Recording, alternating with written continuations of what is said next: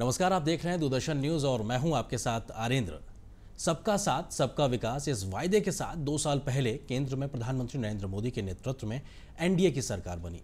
अब जबकि मोदी सरकार को 2 साल का वक्त बीत गया है, तमाम मंत्रालयों और महकमों के माध्यम से किस प्रकार का काम हुआ है, क्या कुछ नियम कायदे योजनाएं ज़मीन पर उतारी गई हैं, उस सब चीज़ों की हम पड़ताल कर रहे हैं, जानने समझने की कोशिश कर रहे हैं। और इस कड़ी में आज हम बात कर रहे हैं सूचना और प्रसारण मंत्रालय की। और इस मुद्दे पर बात करने के लिए खुद इस महकमे की जिम्मेदारी संभाल रहे सूचना और प्रसारण राज्य मंत्री कर्नल राज्यवर्धन सिंह राठौर हमारे साथ मौजूद हैं। सर, बहुत स्वागत है दूरदर्शन न्यूज़ पे। इन 2 साल के सफ़र को अपने मंत्रालय के माध्यम से कैसे देखते हैं आप? सूचना प्रसारण मंत्रालय का काम होता है कि सरकार की जो नीतियां हैं, जो सरकार के संदेश हैं, वो जनता तक पहुंचे। और एक हद तक हमने उसमें एक कदम और आगे लिया है कि जहां जनता जो सोचती है वो प्रधानमंत्री और सरकार तक पहुंचे। अब इसके अंदर प्रिंट का माध्यम हो, टेलीविज़न का माध्यम हो, रेडियो हो, अब एक नया माध्यम चुना है सोशल मीडिया का, वो हो। इसको इन सभी प्लेटफॉर्म्स के ऊपर हम सरकार के संदेश जनता तक लेके जाते हैं। डिजिटल मीडिया आजकल बहुत स्ट्रांग हो गया है, तो डिजिटल मीडिया प्लेटफॉर्म पे अगर आप देख रहे हो, इस समय जो 2 साल के जो कैंपेन है उसके जो विज्ञापन है वो आज इस समय चल रहे हैं। विज्ञापन में हम क्या दिखा रहे हैं? वही जो सरकार की नीतियां हैं। आमतौर पे सरकार की नीतियां वैसे भी अखबारों द्वारा, रेडियो द्वारा या टेलीविज़न द्वारा इनके जो चर्चाएँ होती हैं उससे जनता तक पहुंचती हैं या पहुंचनी चाहिए। कहीं उसमें कमी रहती है और उस कमी का उस गैप को पूरा करने के लिए हम विज्ञापन का प्रयोग करते हैं, जिसमें एक बड़े इंटरेस्टिंग तरीके से सरकार की जो नीति है जिससे लोग लाभ उठा सके, जैसे मुद्रा योजना हुई, जो स्टैंड अप इंडिया है उसके बारे में, जो हम इलेक्ट्रिफिकेशन कर रहे हैं उसके बारे में, जो इतना बड़ा सड़कों का जाल बिछ रहा है उसके बारे में, इन सब के बारे में हम लोगों तक, जनता को जागरूक करने की कोशिश करते हैं। जी सर, समस्या हिंदुस्तान में एक लंबे समय से ये कि जिसके बारे में योजना है, जो लाभार्थी होना चाहिए, उसको अक्सर जानकारी नहीं होती, खासतौर से ग्रामीण इलाकों से। आप भी एक ऐसे इलाके से आते हैं, आपने उस चीज़ों को देखा है, समझा, बेहतरी से जानते हैं। वहाँ पे इस मैकेनिज्म को बेहतर तरीके से इस्तेमाल करना, क्योंकि यहाँ पे स्टेट का भी रोल आ जाता है, वो कैसे किया आपने बीते 2 सालों में और कैसे आने वाले समय के लिए कोशिशें कर रहे हैं? आप बिल्कुल सही बोल रहे हैं। बरसों से जो बहुत बड़ी समस्या रही है वो ये कि जो नीतियां बनती हैं केंद्र सरकार की, उसके जो लाभ उठाने वाले लोग हैं उन तक संदेश नहीं पहुंच पाता। तो जब तक उनके पास संदेश पहुंचेगा, जब तक वो इस्तेमाल करना शुरू करेंगे, तब तक सरकार को ये कैसे पता चलेगा कि किस नीति में मॉडिफिकेशन की ज़रूरत है, कौन सी नीति गलत है और कौन सी नई नीति लानी है। तो आज पिछले 2 साल के अंदर अगर कोई बहुत बड़ा जो कदम हमारे मंत्रालय ने लिया है, वो कि इन नीतियों को, चाहे पैम्फलेट हो, चाहे ये सभी माध्यम हो, जनता तक पहुंचाने की कोशिश करी है। और हमने इसमें सक्सेस स्टोरीज भी शामिल करी हैं। इस सफलता की जो कहानियां हमने शामिल करी हैं वो इसीलिए ताकि एक भरोसा बने लोगों के अंदर कि ये भी हमारे जैसे आम लोग हैं जो सरकार की नीतियों का या पॉलिसीज़ का इस्तेमाल करके उनका लाभ उठा रहे हैं। हमने टारगेट रखे हैं, केंद्र सरकार ने टारगेट रखे हैं कि हर बैंक शाखा या जो हर मंत्री या हर सांसद अपने क्षेत्र के अंदर ये देखे और अपने टारगेट बनाए कि कितने लोगों को लाभान्वित करा जा रहा है। तो ये टारगेट भी इसीलिए रखे जा रहे हैं ताकि सरकार का काम नीचे तक और बेहतर तरीके से पहुंचे। आपने खुद जिक्र किया कि टेक्नोलॉजी लगातार हर गुजरते दिन के साथ बदल रही है, लेकिन उसके नफ़े भी हैं, नुकसान भी हैं। पब्लिक पार्टिसिपेशन को लेके आपकी पूरी सरकार का बहुत ज़्यादा जोर है। आपको लगता है कि इस दिशा में आप लोगों ने जो कोशिशें की उसका ज़्यादा फ़ायदा मिलता नज़र आ रहा है? पब्लिक माइंडसेट को समझ पाना, उनकी चाहत को जान पाना, उसके आधार पर चीज़ों को आगे बढ़ा पाना? मैं आपको बतलाता हूँ। देखिए, इसमें सबसे तो mygov.in करके एक mygov.in करके एक वेबसाइट है। उस वेबसाइट पे कम से कम नहीं तो 20 लाख लोग इस समय जुड़े हुए हैं। और जितने भी हमने विज्ञापन दिए, उन सभी विज्ञापन के नीचे हमने लिखा हुआ है आइए जुड़िए mygov.in के साथ। ये एक 2 वे कम्युनिकेशन, एक 2 तरफा संवाद शुरू करने के लिए हमने उसमें लिखा है, ताकि लोग जो अभी 20 लाख हैं वो बढ़ के कहीं 2 करोड़ हों, तो कितनी बड़ी तादाद में सरकार के पास एक फीडबैक आएगा। दूसरा, जो मन की बात होती है उसमें प्रधानमंत्री जी का आह्वान है सभी को कि आप फ़ोन करिए। लाखों फ़ोन कॉल आते हैं। उन फ़ोन कॉल के अंदर अलग अलग लोगों की प्राथमिकताएं आती हैं, अलग अलग जो भूवर्ग है पूरे देश का, वहाँ से समस्याएं आती हैं, कुछ सुझाव भी आते हैं, तो वो सब प्रधानमंत्री जी के पास पहुँचे। तो एक तरह से एक फीडबैक इकट्ठा हो रहा है। उसके बाद जो इस साल का बजट था 2016 का बजट, अगर आपको याद हो 2016 के बजट से पहले फरवरी के महीने में सभी मंत्री अलग अलग लोकसभा क्षेत्र में गए थे। प्रधानमंत्री जी की तरफ से ये आदेश थे कि कम से कम 2 लोकसभा क्षेत्र में जाएं अपने लोकसभा क्षेत्र को छोड़कर, और वहाँ जाकर 36 घंटे बिताएं। ये इसी कारण से कि वहाँ पर अलग अलग वर्ग के लोगों से बातचीत करें, बैठें, उनको क्या बजट में चाहिए वो वहाँ से लेकर आएँ फीडबैक। उसकी वजह से जो इस बार 2016 का बजट बना जी, वो एक तरह से कह सकते हैं कि जनता का बजट बना। देखिए कितनी ज़बरदस्त रूप से उसका जो फोकस था वो ग्रामीण भारत पे था, किसान के ऊपर था। इसी कारण से हुआ कि ये 2 तरफा संवाद स्थापित हुआ। अब जो 2 साल का कैंपेन चल रहा है उसमें सबसे बड़ा अगर कोई कदम उठा रही है सरकार तो यही कि हमने 33 टीमें बनाई हैं। उस 33 टीमों के अंदर एक सीनियर मंत्री, एक जूनियर मंत्री, एक केंद्र सरकार के केंद्र के पार्टी के सदस्य, एक राज्य के पार्टी के सदस्य, ये सभी लोग 33 जो टीमें हैं वो तकरीबन 200 शहरों में जाएंगी भारत के इन 20 दिनों के अंदर, और ये प्रक्रिया चल रही है, टीवी पे आप लोग देख रहे होंगे। वहाँ जाकर अलग अलग वर्गों से बातचीत करनी है, उनसे राय सलाह मशवरा करना है, चर्चा करना है, सरकार ने जो काम करा वो, सरकार की जो नीति वहाँ लागू हो चुकी है उसका क्या लाभ उठा रहे हैं, उसमें क्या मॉडिफिकेशन चाहिए। ये जो स्ट्रेंथ है इस सरकार की, ये सबसे बड़ी स्ट्रेंथ है कि हम 2 तरफा संवाद स्थापित कर पा रहे हैं, ताकि जो पॉलिसीज़ हैं वो पॉलिसी बिल्कुल सटीक लोगों के लाभ के लिए बन रही है। जी, आपके एनडीए की सरकार बनने से पहले की भी बात की जाए, प्रधानमंत्री नरेंद्र मोदी जी की बात की जाए, कम्युनिकेशन के एक्सपर्ट हैं, एक तरीके से उनको अपनी बात कहना, संवाद करना, रखना आता है। अगर हम बात करें टेलीविज़न मीडियम, खासतौर से न्यूज़ चैनल्स के लिहाज से, आपको लगता है कि कई बार ऐसी चीज़ें होती हैं कि जो बेवजह एक तरीके से हाइप क्रिएट करती हैं, क्योंकि जो चीज़ दिखाई जाएगी, परोसी जाएगी, उससे ही एक समाज का टेस्ट डेवलप होता है, और ये जिम्मेदारी भी कहीं ना कहीं समाज, सरकार और संगठन के आधार पर आती है कि भाई हम कुछ चीज़ें तय करें। तो सरकार के नाते उन सब चीज़ों पे आपकी अपनी राय क्या, सोच किस तरीके से आगे बढ़ने के बारे में सोच रहे हैं? एक जो आक्रोश लोगों का है वो ये कि उनको ये लगता है कि कुछ एक मीडिया हाउसेस एक तरफा न्यूज़ चलाते हैं, उसके ऊपर नियंत्रण क्यों नहीं करा जा रहा, ये अक्सर लोग सवाल उठाते हैं।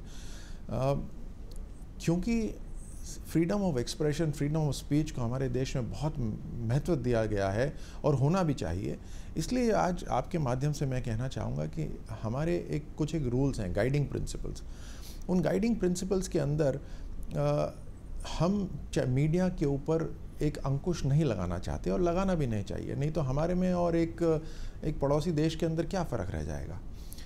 ये मुझे लगता है ये जनता की ताकत है, और वो ताकत अब दिख रही है कि वो सोशल मीडिया के ऊपर एक तरह से इंडिपेंडेंट अपनी चैनल जनता ने चला दी है। जो सच होता है वो सोशल मीडिया पे खूब चलता है, और उस कारण से कई मीडिया की चैनल्स ऐसी हैं, मीडिया हाउसेस ऐसे हैं जिनको अपनी खबर बदलनी पड़ती है, उन पर दबाव पड़ता है। तो जनता आज ये समझे कि उनकी ताकत कितनी ज़बरदस्त है। 4th पिलर ऑफ डेमोक्रेसी जो मीडिया होती थी उसके अंदर आज जनता शामिल हो गई है। 4th पिलर ऑफ डेमोक्रेसी के अंदर आज जनता भी 4th पिलर है, खुद भी इन्फॉर्म कर रही है लोगों को, खुद इन्फॉर्म कर रही है, जो सही है उसको चला रही है। अंकुश जो लगाने की जो कुछ बात करते हैं वो मेरे को लगता है कि क्योंकि हम एक डेमोक्रेटिक देश हैं, जिसको कोई गलत बोलना है तो बोलिए, जब तक वो संविधान का उल्लंघन ना कर रहा हो जब तक उसको बोलने दीजिए। न्यूज़ की जो कंपनीज़ हैं वो जब एक टीआरपी की दौड़ में आ जाती हैं, यानी कितने दर्शक मुझे देख रहे हैं और कितने दर्शक को और मैं आकर्षित कर सकूं, उस जब दौड़ में आ जाती हैं, उस होड़ में आ जाती हैं, तो कहीं खबरों से हट के हम मिर्च मसाला वाली चीज़ें दिखाने लग जाते हैं। ये जनता ही सबसे बड़ा इसका एक तरह से इसको अलग करने के लिए एक औजार हो सकता है, जो कि कौन सी बहुत ही समझदार मीडिया हाउसेस हैं और कौन से मीडिया हाउसेस मनोरंजन की तरफ ज़्यादा और ख़बरों की तरफ कम कर चलते हैं। ये उनका आकलन करना बहुत ज़रूरी है। लेकिन ये भी मैं आपको बतला दूं कि हमने एक self regulating bodies media houses नहीं बनाई हुई हैं। एंटरटेनमेंट चैनल्स की अगर एंटरटेनमेंट है उसके लिए अलग सेल्फ रेगुलेटिंग बॉडी है, उसको BCCC कहते हैं। जो इश्तिहार चलते हैं, विज्ञापन चलते हैं, उनके लिए एक अलग सेल्फ रेगुलेटिंग बॉडी है जिसको ASCI बोलते हैं, ASCI। और सोशल मीडिया पे, ट्विटर पे भी उनका हैंडल है, काफ़ी एक्टिव हैं ASCI। और तीसरी खबरों के लिए जो सेल्फ रेगुलेटिंग बॉडी है वो NBSA, news broadcasting standard association, इस तरह से है। इन सब तीनों को कहीं ना कहीं कोई रिटायर्ड जस्टिस हेड कर रहे हैं या उनका इसमें भागीदारी है, और अलग अलग जो स्टेक होल्डर्स हैं वो भी इसमें शामिल हैं। वो उनका काम है कि जहाँ पे भी ये गलती करते हैं उसको सेल्फ रेगुलेट करना। इसके अलावा इसके ऊपर एक इंटर मिनिस्ट्रियल कमेटी भी होती है, जो अगर कोई संविधान से का उल्लंघन कहीं हो रहा हो तो उसके ऊपर एक्शन ले सकती है। अगर आप ध्यान दें तो टीवी के नीचे कई बार पट्टी चलती है कि अगर इस प्रोग्राम से आपको आपत्ति है तो आप इस नंबर पर शिकायत कर सकते हैं। वो इसीलिए हमने चलवाया हुआ है कि उसको इस पूरे प्रक्रिया को और स्ट्रेंथन करा जाए, मजबूत करा जा सके। आप कंटेंट की हम बात कर रहे हैं सर, आपको लगता है कि क्योंकि समाज में फिल्में भी एक तरीके से आईना है समाज का, और फिल्मों में कई बार अक्सर अभी हालिया विवाद उड़ता पंजाब जैसी फिल्म का है, इस प्रकार के विवाद ना सिर्फ अभी पहले भी आते रहे, और सवाल ये होता है कि कई बार सरकार के ऊपर भी सवाल उठता है कि नहीं साहब किन्हीं वजहों से या राजनीतिक वजहों से ऐसी चीज़ें हुई। इस बारे में आपका क्या कहना है, किस प्रकार से सेंट्रल बोर्ड अपना काम कर पा रहा है, किस प्रकार से उसको पूरी तरीके से ऑटोनोमस आपने बना के रखा हुआ है, और क्या एक मैकेनिज्म को और स्ट्रेंथन करने की ज़रूरत है?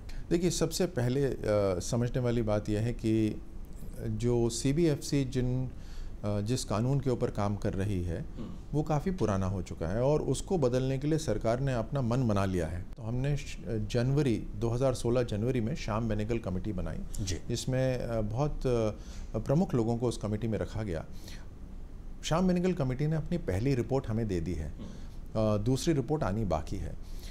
सरकार का मन और इच्छा बिल्कुल साफ है कि हम चाहते हैं कि सेंसरशिप ना के बराबर हो, और जितनी भी फिल्में हैं वो क्रिएटिव हैं अपने आप में, और वो जनता के पास जाएं और जनता निश्चय करे कि कौन सी फिल्म अच्छी है, किसको देखना है, किसको नहीं देखना। और इसके चलते हमने कभी भी कोई दखलंदाजी नहीं करी सर्टिफिकेशन बोर्ड में। अगर किसी के लिए कॉल आता है कि आप हमारी मदद करिए, हम उसमें भी दखलंदाजी नहीं करते, क्योंकि अगर हम उसमें करेंगे तो जायज़ है कि अगर दखलंदाजी एक बार शुरू हुई तो फिर उसका कोई अंत नहीं है, तो फिर हर फिल्म के लिए दखलंदाजी कर सकते हैं। तो इसलिए हमने दखलंदाजी बिल्कुल नहीं करी। अब जिस जो कानून के ऊपर जो ये निर्णय लेते हैं CBFC वाले, उसी कानून के ऊपर FCAT भी निर्णय लेती है, और दोनों हम ही ने बनाए हुए हैं, दोनों इंडिपेंडेंट हैं लेकिन सरकार के ही बनाए हुए हैं। FCAT है फिल्म सर्टिफिकेशन एपेलेट ट्राइब्यूनल, उसके रिटायर्ड जस्टिस एक उसको हेड करते हैं, वो एपेक्स बॉडी हो गई। CBFC हो गई central board of film certification. पिछले 5 या 6 महीने में सब जानते हैं कि कई फिल्में ऐसी आई जो CBFC के जो कट्स थे उससे नाखुश थी। उन्होंने FCAT में अपील करी, और FCAT की अपील के अंदर उन सबको जैसा शायद वो चाहते थे वैसा उनको वहाँ से सर्टिफिकेशन मिला, और उतने कम वहाँ से उनको कट्स मिले। अब दोनों हमारे हैं। अगर कोई ये कहता है कि सरकार दखलंदाजी करना चाहती है तो हम तो दोनों जगह करेंगे, एक जगह क्यों करें? आप किसी भी फिल्म को ले लीजिए, केंद्र सरकार की तरफ से ना उसको पास करने के लिए ना उसको रोकने के लिए कभी भी आज तक कोई आदेश दिए गए हैं, और ना ही कभी दिए जाएंगे। और ये भी मैं आपको स्पष्ट कर देता हूं कि जो हमारी इच्छा है कि इसको जल्द से जल्द बिल्कुल ट्रांसपेरेंट बनाया जाए। जो सदियों से सर्टिफिकेशन बोर्ड, या जैसे आप सब कहते हैं कि सेंसरशिप बोर्ड जो चलता आ रहा है, उसको बिल्कुल बदल दिया जाएगा। मेरे सीनियर मंत्री जो हैं जेटली जी, उन्होंने 2 दिन पहले कहा है कि बहुत रेडिकल चेंजेस हम लेकर आएंगे। क्रिएटिविटी के नाम पे कई बार सीमाओं को लांघा जाता है। एक हाल ही में एक यूट्यूब चैनल पे भी विवाद हुआ जहाँ पे किसी का ऐसे व्यक्ति का मजाक उड़ाया गया जो भारत के सम्मान के प्रतीक के तौर पे, या कार्टून किसी कोई विवाद होता है। इस प्रकार की जो चीज़ें क्रिएटिविटी के नाम पर जब एक्सट्रीम पे पहुँच जाती हैं, आपको लगता है कि यहाँ पर शायद एक इंटरवीन करने जैसी कोई चीज़ की ज़रूरत पड़ती है? देखिए, सबसे पहले तो जो सूचना प्रसारण मंत्रालय है उसका दायरा ख़त्म हो जाता है जहां इंटरनेट शुरू होता है। अब अगर आप मेरी राय मांग रहे हैं तो देखिए, इसके अंदर ये है कि दुनिया भर के अंदर अंकुश लगाना मुश्किल होता जा रहा है, क्योंकि जो इंटरनेट जैसी चीज़ है वो हमेशा फ्री चलती है, उसको रोकना संभव नहीं है। अब हमारी सोसाइटी के अंदर कम से कम ऐसे जो मीडियम्स हैं, ऐसे जो प्लेटफॉर्म हैं, जो पब्लिक प्लेटफॉर्म्स हैं, जैसे टेलीविज़न हुआ, ये एक पब्लिक प्लेटफॉर्म है। जो भी चीज़ आप दिखा रहे हैं वो ज़रूरी नहीं है कि सिर्फ अडल्ट्स को ही दिखाई दे रही है, कहीं बच्चे भी उसको देख रहे होंगे। जो जम्मू में ठीक है वो ज़रूरी नहीं कि कन्याकुमारी में वो ठीक हो। तो एक तरह से इट्स अ नेशनल ब्रॉडकास्ट जो हो रहा है, तो उसको ध्यान में रखते हुए जो टेलीविज़न कंटेंट है वो टेलीविज़न कंटेंट फिर भी ऐसा हो जो परिवार के साथ देखा जा सके। आपसे ये बातचीत हमारी जारी रहेगी कर्नल राज्यवर्धन सिंह राठौर से, लेकिन फिलहाल एक छोटे से ब्रेक के लिए रुकते हैं। ब्रेक के उस पार जब वापस आएंगे तो खास तौर से बात करेंगे कि आखिर रेडियो को लेकर किस प्रकार से बीते 2 सालों में काम हुआ और आने वाले समय के लिए किस प्रकार की कार्य योजना है। फिलहाल एक छोटा सा ब्रेक। तस्वीरें जो बयां करती हैं हकीकत, हालात जिनसे जुड़े हैं आपके जज्बात, जुनून जो बदल सकता है देश की तस्वीर, खबरें जो आपके लिए जानना है जरूरी। खबर दिन भर हर शाम 5 बजे सिर्फ डीडी न्यूज पर।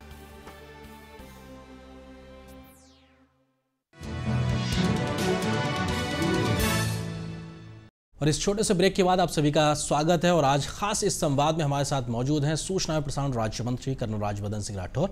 सर, हम बात कर रहे थे इससे ब्रेक से पहले टेलीविज़न के बारे में। अगर रेडियो की बात की जाए, खास तौर से प्रधानमंत्री मोदी ने जब से मन की बात की शुरुआत की है, रेडियो को एक तरीके से पुनर्जीवन की बारे में बात कही जा रही है। आपको लगता है कि इसके एक्सपेंशन को लेकर आप लोग जो लगातार कोशिश कर रहे हैं, खासतौर से FM रेडियो को लेकर, कम्युनिटी रेडियो को लेकर, कहाँ तक बात पहुँची और आने वाले समय में इसका एक्सेस दायरा कैसे बढ़ा रहे हैं? सरकार ने बहुत बड़े कदम उठाए हैं।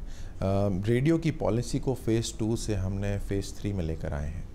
फ़ेज़ 3 में लाते ही हमने कहा है कि जो भी शहर जिसकी आबादी 1 लाख से ज़्यादा है 2011 सेंसस से, वहाँ पर कम से कम 3 FM रेडियो स्टेशंस होंगे। और इस जो प्रक्रिया को हमने शुरू भी कर दिया है। पहले ऑक्शंस हो गए हैं, करीब 55 के करीब शहरों के अंदर और रेडियो चैनल्स इंट्रोड्यूस करी गई हैं। इसका जो अगला ऑक्शन है शायद दिसंबर में या अगले साल तक उसका ऑक्शन होगा और ये प्रक्रिया चलती रहेगी जब तक हम इन सभी शहरों के अंदर FM स्टेशंस, रेडियो स्टेशंस लेकर आ जाते हैं। साथ साथ जो ऑल इंडिया रेडियो के जो स्टेशंस हैं उसको भी हम बढ़ा रहे हैं, उसका विस्तार कर रहे हैं।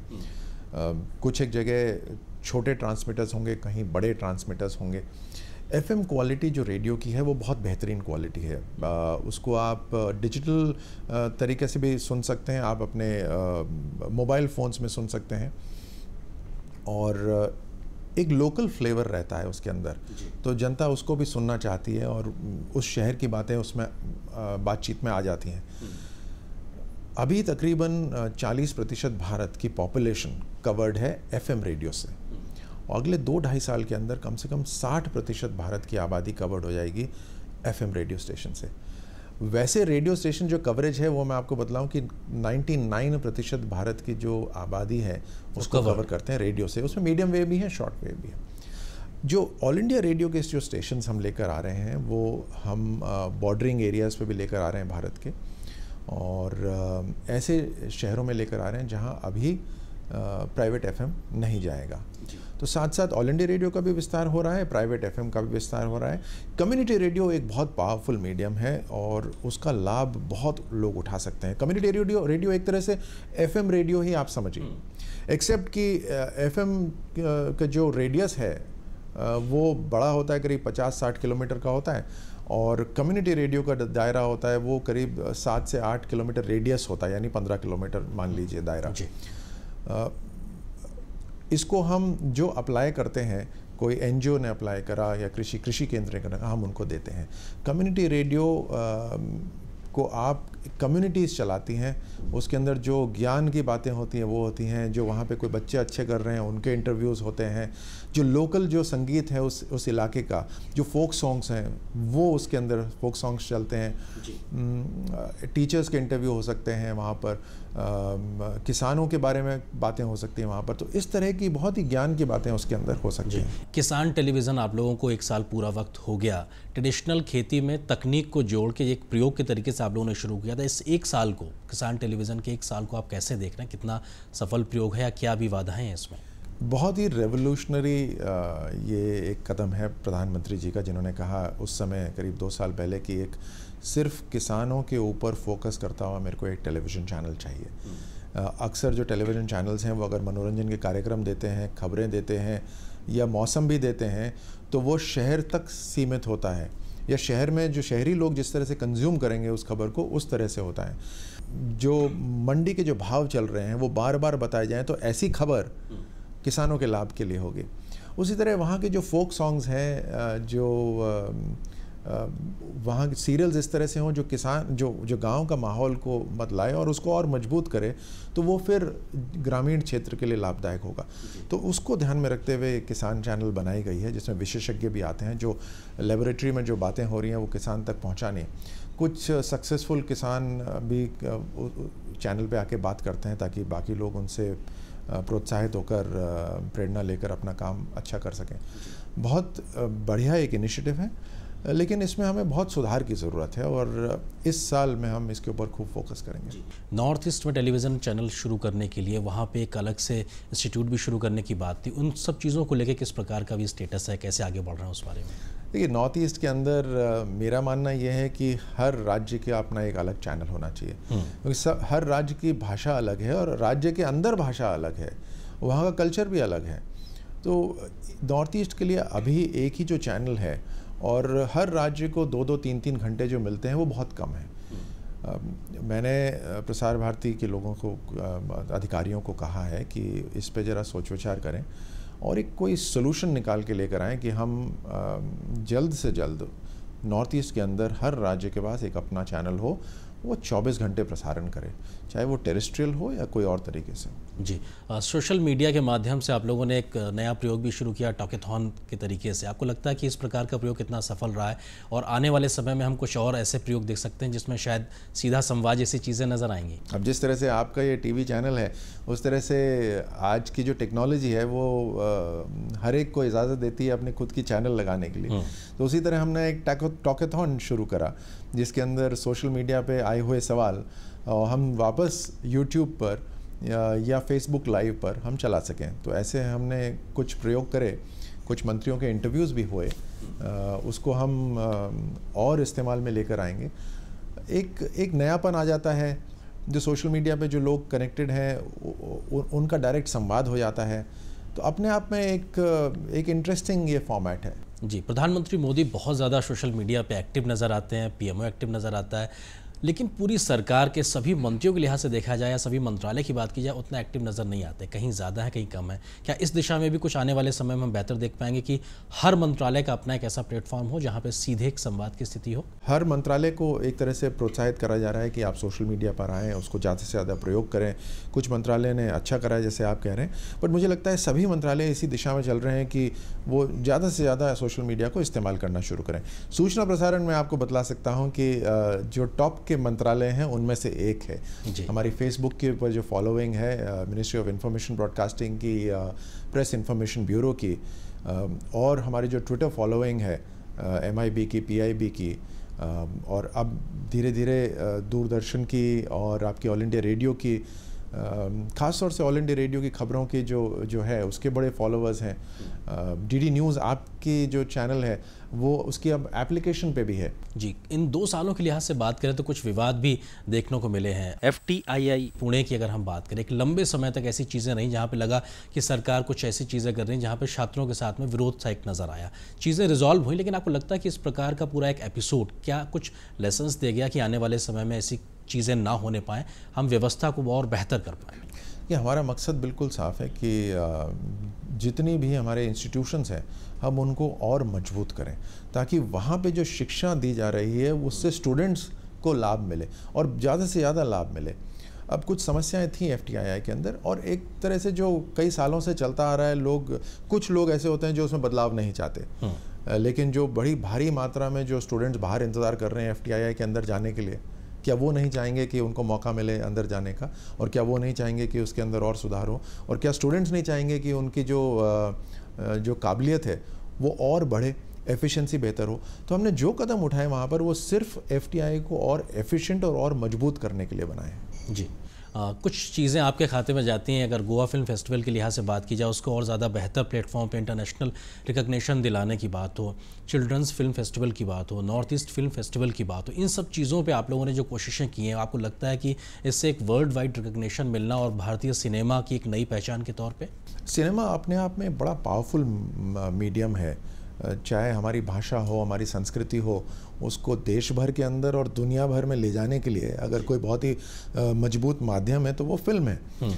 और ये जो प्लेटफॉर्म हम बनाते हैं जिसमें फिल्म फेस्टिवल करवाते हैं, चाहे भारत के अंदर हो, चाहे अंतर्राष्ट्रीय हो या भारत के बाहर हो, हम चाहते हैं कि दुनिया भर के लोग आएँ और हिंदुस्तान की फिल्मों को देखें या हिंदुस्तान के फिल्म निर्माताओं से मिलें।